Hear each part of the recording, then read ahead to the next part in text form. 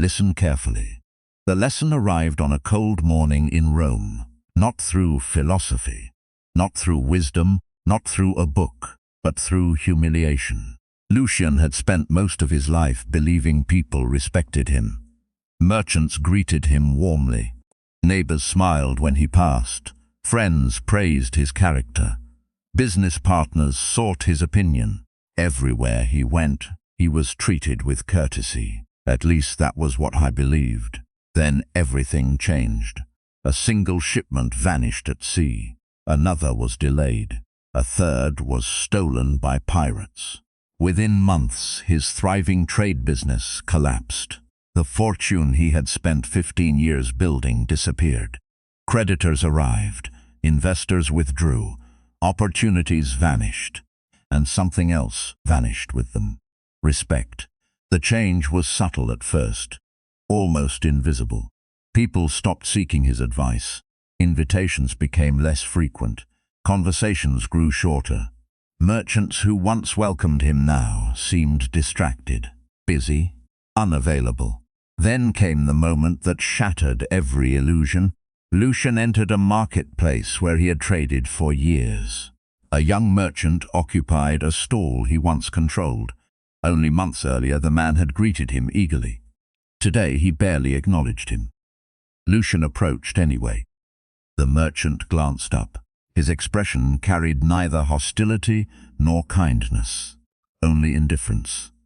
The conversation lasted less than a minute. When it ended, Lucian walked away, feeling strangely hollow. The young merchant had not insulted him, had not mocked him, had not attacked him. Yet somehow the encounter hurt more than open hostility, because it revealed a truth. The respect he thought belonged to him had actually belonged to his success. That evening he sat alone overlooking Rome. Anger filled his thoughts. Had these people ever respected him? Or had they only respected his position, his money, his influence? The questions tormented him. The more he thought about them, the darker his conclusions became. Human beings are selfish. Friendship is fake. Respect is purchased. Power is everything. The bitterness felt convincing. Until an unexpected voice interrupted his thoughts. Bitterness is the refuge of disappointed expectations. Lucian turned. An old man stood nearby. Simple clothing, weathered face, calm eyes, the sort of eyes that seemed untouched by chaos. The old man sat beside him without invitation. For a while neither spoke. The city lights flickered below. The wind carried distant sounds from the streets. Finally the old man asked, "What troubles you?" Lucian laughed. "Where should I begin?" The philosopher smiled. "At the wound." And so Lucian told him everything. The business collapse, the disappearing friendships, the marketplace encounter, the growing resentment.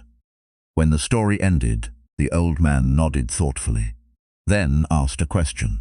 "Why does their behavior surprise you?" Lucian frowned. "What do you mean?" The old man gestured toward the city. "Look at Rome. Thousands of lights stretched across the darkness. The city rewards strength. It always has. It always will." The answer irritated him. "So you're saying people only respect power?" The philosopher tilted his head.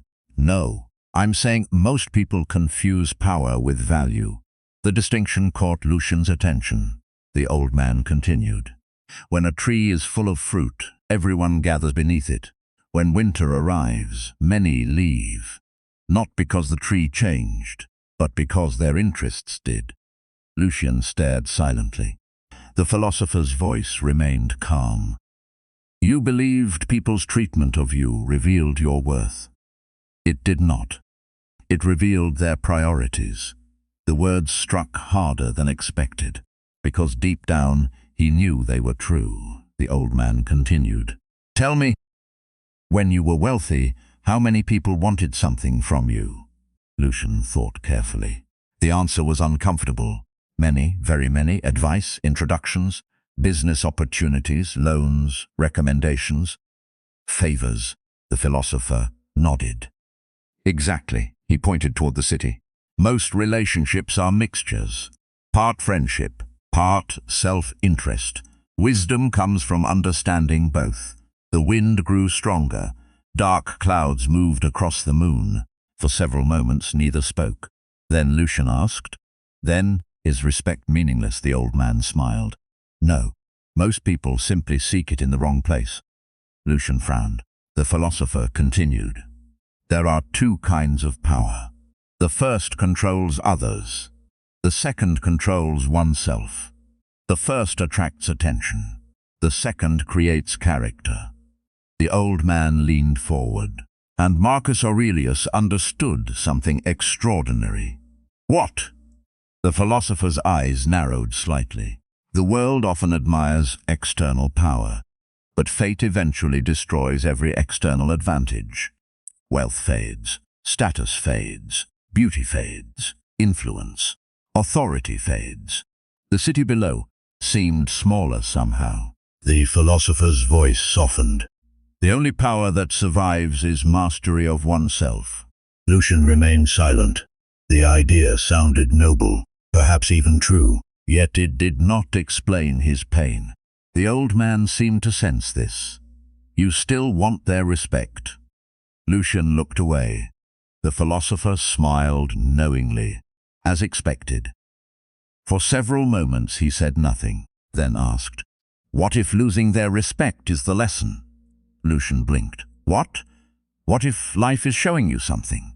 The old man stood, then pointed toward the city. "You are discovering who respects your position, who respects your usefulness, and who respects you." The distinction landed heavily, because until now he had treated those things as identical. Perhaps they weren't. The philosopher began walking away, then stopped. One final sentence drifted through the evening air. "The world respects power, but few people understand what true power is." And with that he disappeared into the darkness. Lucian remained alone. The city lights flickered below. Questions filled his mind. If wealth wasn't power, if status wasn't power, if influence wasn't power, then what was? He would soon discover the answer. But first, life would strip away even more of what he thought made him strong. And the next lesson would be far more painful than financial loss, because within days, a man he trusted would publicly humiliate him before the entire marketplace. And for the first time in his life, Lucian would be forced to confront a terrifying question. What happens when you possess no power at all? 3 days after meeting the philosopher, Lucian learned how quickly dignity can be tested. The morning began ordinarily. The sun rose over Rome. Merchants opened their stalls. Laborers filled the streets. Children ran through crowded alleys. Life moved as it always had. Yet before the day ended, Lucian would experience one of the most humiliating moments of his life, and it would teach him the second lesson about power. The lesson Marcus Aurelius understood better than most men. The lesson that separates those who appear strong from those who truly are. Lucian entered the marketplace shortly after sunrise. Though his business had collapsed, he still needed supplies. He still needed food. He still needed to live. As he moved through the crowd, familiar faces appeared. Some nodded politely. Others avoided eye contact. A few pretended not to notice him at all. He had grown accustomed to this, or at least he thought he had. Then he saw Cassius. Years earlier, Cassius had been one of his closest associates. Lucian had introduced him to valuable contacts, recommended him to investors, helped him secure contracts. At the time, Cassius had expressed endless gratitude. Now Cassius stood among several wealthy merchants, laughing loudly. The group appeared prosperous, confident, successful, everything Lucian no longer was. As he passed, Cassius noticed him. For a brief moment their eyes met. Lucian expected a nod, a greeting, something. Instead, Cassius smiled, not kindly, cruelly. Then he raised his voice. "Ladies and gentlemen, look who arrives." The surrounding merchants turned. Conversations paused. The marketplace seemed suddenly quieter. Lucian felt his stomach tighten. Cassius spread his arms dramatically. The great Lucian, the man who once believed himself untouchable. Laughter erupted. Not from everyone, but enough. "Enough to wound," Cassius continued. "Tell us, Lucian, how does it feel to discover that fortune can swim better than you?" More laughter. Several merchants looked uncomfortable. Others appeared entertained. A few seemed delighted. Lucian stood motionless. His face burned. His pulse quickened. Anger surged through his chest like fire. For a moment he imagined striking Cassius. He imagined shouting, insulting, humiliating him in return. The fantasies arrived instantly and felt satisfying, very satisfying. Yet before he could act, another thought appeared. A memory, the philosopher's voice. There are two kinds of power. The first controls others. The second controls oneself. The words echoed inside him. Cassius continued speaking, each insult sharper than the last, each designed to provoke, to embarrass, to dominate.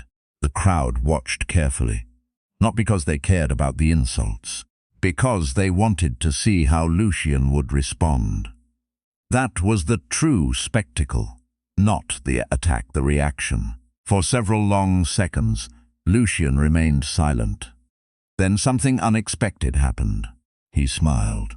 Not a bitter smile, not an angry smile, a calm smile.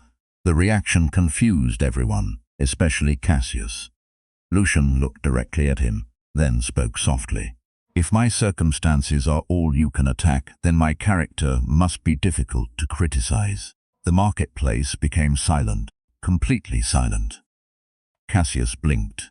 The response had not followed the script. There was supposed to be anger, defensiveness, humiliation. Instead, there was calm, and calm is difficult to defeat. Cassius attempted another insult, then another. Neither landed. Without resistance, his attacks seemed strangely weak. Eventually he stopped. The crowd dispersed. The spectacle ended, and Lucian continued walking.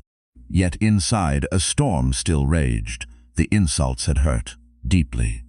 He simply hadn't shown it. That evening he sought the philosopher once again. This time he found him seated beneath an olive tree overlooking the city. The old man listened quietly as Lucian described everything. The humiliation, the crowd, the anger, the restraint. When the story ended, the philosopher smiled. "You learned the second lesson." "What lesson?" The old man looked toward the horizon. "Power is revealed by what disturbs you." Lucian frowned. The philosopher continued. "Most people believe power means the ability to influence others. That is only one form." He pointed toward the city below. "A politician becomes furious when criticized. A merchant becomes anxious when profits fall. A nobleman becomes enraged when disrespected." The old man turned toward him. "Who is controlling them?" Lucian thought carefully, then understood. The criticism, the money, the disrespect. The philosopher nodded. "Exactly. If an insult controls your emotions, then the insult possesses power over you." The words struck deeply. The old man continued. "Marcus Aurelius ruled an empire. Yet he constantly reminded himself that the opinions of others belonged to them, not to him." A cool breeze moved through the trees. The philosopher's voice remained calm. "People often say they want power. What they really want is immunity. Immunity from criticism. Immunity from rejection. Immunity from embarrassment." He smiled slightly. "But such immunity does not exist." Lucian listened carefully. The old man continued. "The powerful person is not the one nobody attacks. The powerful person is the one who remains steady when attacked." For a long moment, neither spoke. The lesson felt simple, yet profound. All his life, He had believed strength meant winning, dominating, commanding respect. Perhaps strength meant something else entirely. The philosopher stood, then asked a question. What happened after the insults ended? Lucian thought back. Nothing. The old man nodded. Exactly. The humiliation existed for a moment, but your imagination wanted to relive it 1,000 times. The realization hit immediately. Even now, he had replayed the event dozens of times. Every insult, every laugh, every expression. The philosopher continued. Most suffering comes not from events, but from repetition. The mind becomes its own tormentor. The city lights slowly appeared below as evening approached. The old man folded his hands. Remember this. The world admires external power, but external power is fragile. A title can disappear. A fortune can vanish. Influence can evaporate. He pointed toward Lucian's chest. But the ability to govern yourself, that cannot be taken. The words settled heavily, because for the first time since losing everything, Lucian felt a strange realization forming. Perhaps his greatest weakness had never been poverty. Perhaps it had been dependence. Dependence upon approval, dependence upon status, dependence upon reputation. The philosopher smiled as though sensing the thought. Good. Lucian looked surprised. What? You are beginning to see. The old man started walking away, then stopped. One final warning remained. The next lesson will be harder. Lucian frowned. Harder than public humiliation. The philosopher looked toward the darkening city. Much harder. Because the next thing the world respects is certainty. And soon, you will be offered an opportunity to regain everything you lost. The old man turned back. But the offer will come with a price. What price? The philosopher's expression became serious. Your principles. A chill ran through Lucian, because deep inside he already knew. The greatest test of power is not surviving hardship. It is remaining virtuous when power becomes available again. And within days, fate would place that test directly before him. For several days after the incident in the marketplace, Lucian found himself thinking constantly about the philosopher's warning. You will be offered an opportunity to regain everything you lost. The offer will come with a price. At first, he dismissed the prediction. It sounded too convenient, too dramatic. Life was rarely that precise. Then the invitation arrived. A servant delivered it shortly after sunrise. The seal belonged to one of Rome's most influential men, a senator named Gaius Varenius. Wealthy, connected, feared. The kind of man whose decisions affected entire districts of the city. The kind of man people obeyed before he finished speaking. Lucian stared at the invitation.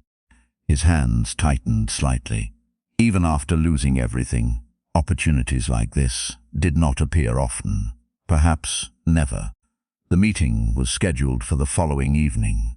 And so, as the sun disappeared behind Rome's hills, Lucian entered the senators. Surrounded him, marble columns, golden lamps, imported artwork. Servants moved silently through enormous halls. Every detail communicated the same message. Power. Not the power of philosophy. Not the power of character. The power most people recognize instantly.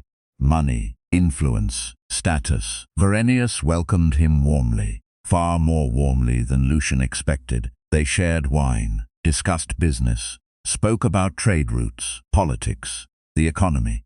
Everything seemed ordinary, until the senator finally revealed the true purpose of the meeting. I have a proposal. The words immediately sharpened Lucian's attention. Varenius smiled. I intend to create a new commercial alliance. Lucian remained silent. The senator continued. Several major merchants have already agreed. The profits will be substantial, very substantial. The numbers mentioned were staggering, enough to erase every debt, enough to restore his reputation, enough to rebuild his business many times over. For a moment, Lucian felt something he had not experienced in months. Hope. Dangerous hope. Then came the condition. The senator's voice lowered. The alliance requires certain adjustments. Lucian frowned. What adjustments? Verenius smiled. The smile of a man accustomed to getting what he wanted. Certain competitors must be excluded, certain regulations ignored, certain officials persuaded. The meaning became clear immediately. Corruption, manipulation, dishonesty, not openly, not obviously, just enough. Enough to succeed, enough to compromise, enough to begin.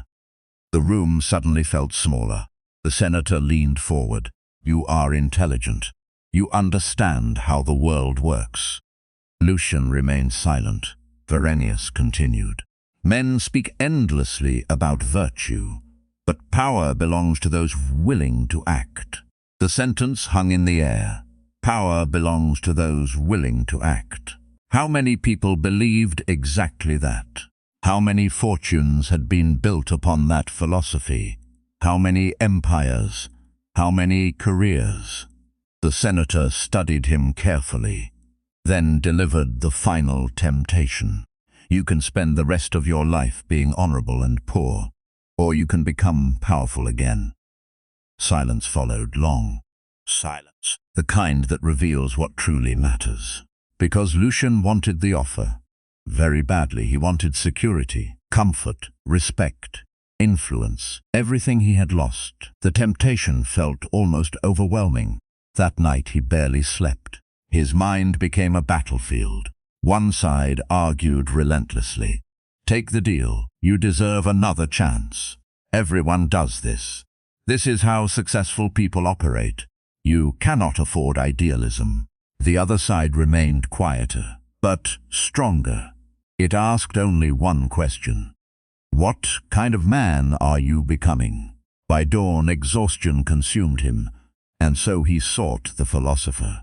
The old man sat beneath the same olive tree, overlooking the city, as though he had been waiting. Lucian approached. You knew. The philosopher smiled. Of course, you knew someone would make an offer. The old man nodded. Power always returns. Lucian sat beside him, then described everything. The senator, the alliance, the money, the conditions, the temptation. When he finished, the philosopher remained silent for a very long time. Finally he asked, What troubles you most? The decision. The old man shook his head. No. Lucian frowned. Then what? The philosopher looked directly into his eyes. The fact that the decision feels difficult. The words struck deeply because they were true, painfully true. The old man continued. If a man knows what is right, yet struggles to choose it, the struggle reveals his attachments. The breeze moved softly through the olive branches. The philosopher pointed toward Rome below. Look at the city. Lucian obeyed. Thousands of people moved through streets and marketplaces, each pursuing something: wealth, status, security, pleasure, recognition. The philosopher spoke quietly. Most people worship power. They simply use different names. The old man continued. Some worship money, some worship influence, some worship fame, some worship approval, but all are seeking the same thing. What? The philosopher smiled faintly. The feeling of control. The answer surprised him. The old man nodded. As long as people believe power will protect them from uncertainty, they will chase it endlessly. Lucian stared toward the city. The philosopher continued. Marcus Aurelius commanded armies. He ruled nations. He possessed more external power than nearly anyone alive. The old man paused. And yet he constantly reminded himself that true power existed elsewhere. Where? The philosopher touched his own chest. Here. The gesture seemed simple, yet the meaning felt enormous. The old man continued. The world admires the ability to control others, The Stoic admires the ability to control oneself. The sentence lingered. The philosopher stood, then walked toward the edge of the hill. Lucian followed. Below them, Rome stretched toward the horizon. Magnificent, powerful, temporary. The old man pointed toward a grand palace. One day that building will crumble. He pointed toward a wealthy district. Those fortunes will disappear. He pointed toward a distant monument. Even that will become dust. The philosopher turned. But character survives every circumstance. For several moments neither spoke. Then the old man asked, "If accepting the offer made you rich tomorrow, but ashamed of yourself every morning afterward, would it be worth it?" The answer appeared instantly. No, absolutely not. For the first time the conflict vanished. The temptation remained, but the confusion disappeared. Lucian finally understood. Power purchased at the expense of character was not power at all. It was dependence disguised as strength. The philosopher smiled, the expression of a teacher watching a student reach understanding. "Good." Lucian looked at him. "What now?" The old man gazed toward the horizon. "Now comes the hardest lesson." "What lesson?" The philosopher's expression grew serious. "The world does respect power." Lucian frowned. "I thought was an illusion." "No," the old man shook his head. "It is true. The world respects power." The answer surprised him. The philosopher continued. "The question is whether you will spend your life seeking the world's definition of power." His eyes narrowed slightly. "Or Marcus Aurelius's." The wind swept across the hill. Dark clouds gathered in the distance. A storm was coming, and Lucian sensed another lesson approaching with it. Because soon he would meet a man who possessed everything the world admired. Wealth, influence, authority, fear, and watching that man's downfall would reveal the final truth about power. A truth so profound that it would change how Lucian viewed strength forever. The storm arrived 3 days later. Not the storm gathering above Rome's rooftops. A different kind. The kind that destroys reputations.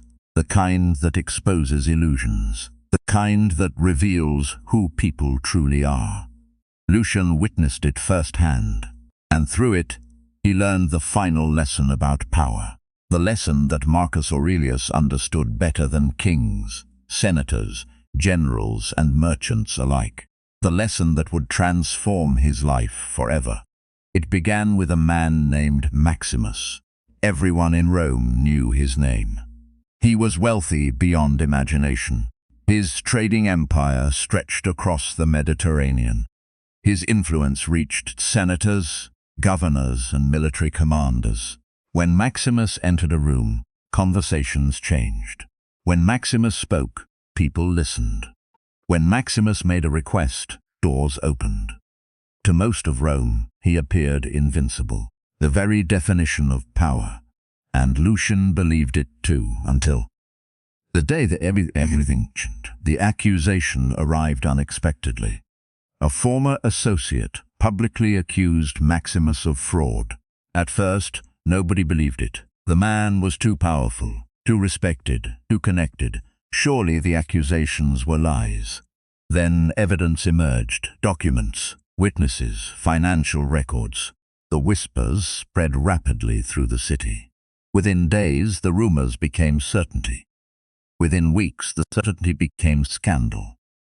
The transformation was astonishing. People who once praised Maximus now condemned him. People who once sought his favor avoided him. People who once admired him suddenly remembered his flaws. The same city that had elevated him began tearing him apart. Lucian watched in disbelief. The speed shocked him. But what happened next shocked him even more. One afternoon he saw Maximus walking through the marketplace, alone, no entourage, no admirers, no supporters, only silence. The most powerful merchant in Rome moved through the crowd like a ghost. People looked away. Some whispered. Others smirked. Many pretended not to notice him. The sight felt strangely familiar. It reminded Lucian of himself after his own collapse. The details were different. The lesson was the same. Respect built entirely upon external power is temporary, very temporary. That evening, Lucian found the philosopher once more. The old man sat overlooking the city as usual, watching, observing, understanding. Lucian sat beside him. Maximus lost everything. The philosopher nodded. Not everything. Lucian frowned. What do you mean? The old man looked toward the city. He lost wealth. He lost influence. He lost status. He lost reputation. The philosopher turned toward him. But those things were never truly his. The answer confused him. The old man continued. Anything that can be taken from you by circumstances belongs to circumstances. The words settled heavily. The philosopher folded his hands. Most people spend their lives building identities around fragile things. Money, titles, position, popularity. Then life removes those things, and they discover they never knew who they were. Lucian thought about Maximus, then about himself. The comparison felt uncomfortable, because only months earlier he had done exactly the same. The philosopher continued. The world respected Maximus, until it didn't. The old man smiled faintly. That should tell you something. Lucian nodded slowly. The philosopher pointed toward his chest. The world's respect is unstable. Your character is not. The evening sun cast long shadows across the hills. For a while neither spoke. Then Lucian asked the question that had followed him since the beginning. If the world respects power, what should I pursue? The old philosopher smiled. The question he had been waiting for. The question beneath every lesson. The question beneath every hardship. The question beneath every disappointment. The old man stood, then pointed toward Rome. Look carefully. Lucian obeyed. The city stretched endlessly before them. Beautiful, chaotic, restless. The philosopher spoke quietly. Every person below is pursuing power. Some chase wealth, some chase status, some chase influence, some chase admiration. The old man paused, then added, and almost all of them are chasing shadows. The wind moved gently through the olive trees. The philosopher continued. Marcus Aurelius understood that real power begins where external power ends. Lucian listened carefully. The old man continued. Can you remain calm when insulted? Can you remain honest when corruption is profitable? Can you remain disciplined when nobody is watching? Can you remain kind when bitterness feels justified? Can you remain steady when fortune abandons you? Each question landed like a hammer, because he suddenly realized something. Those abilities required more strength than wealth, more strength than status, more strength than influence. The philosopher nodded, as though reading his thoughts. Anyone can feel powerful while winning. Very few remain powerful while losing. Silence followed. A long, meaningful silence. Then the old man spoke the final lesson. The world only respects the powerful. Lucian frowned. The statement sounded exactly like the belief he once held. The philosopher smiled. That part is true. Then his expression sharpened. But the world is confused about what power actually is. The city below began lighting its evening lamps, one by one, like stars appearing before nightfall. The philosopher continued. The crowd believes power means controlling others. Marcus Aurelius believed power meant controlling yourself. The crowd admires authority. The Stoic admires mastery. The crowd worships victory. The Stoic worships virtue. The words settled into Lucian's soul. At last, everything connected. The business collapse, the humiliation, the temptation, the downfall of Maximus. Every lesson pointed toward the same truth. External power is borrowed. Internal power is earned. External power depends upon circumstances. Internal power depends upon character. External power can vanish overnight. Internal power grows stronger through hardship. The philosopher turned toward him one final time. Tell me, if fate stripped everything from you again tomorrow, who would remain? Lucian looked toward the city, then toward the horizon, then inward. For the first time he knew the answer. Not the merchant, not the wealthy man, not the respected trader, not the successful businessman, the man beneath all of those titles. The man no circumstance could erase. The man responsible for his choices, his principles, his actions, his character. The philosopher smiled. There, you understand. Night slowly descended across Rome. The city glowed beneath the stars, and for the first time since losing everything, Lucian felt completely free. Not because he had regained wealth, not because he had recovered status, not because the world respected him again, but because he no longer depended upon those things. Years later, Lucian would rebuild his business. He would regain comfort. He would earn respect once more. Yet something fundamental had changed.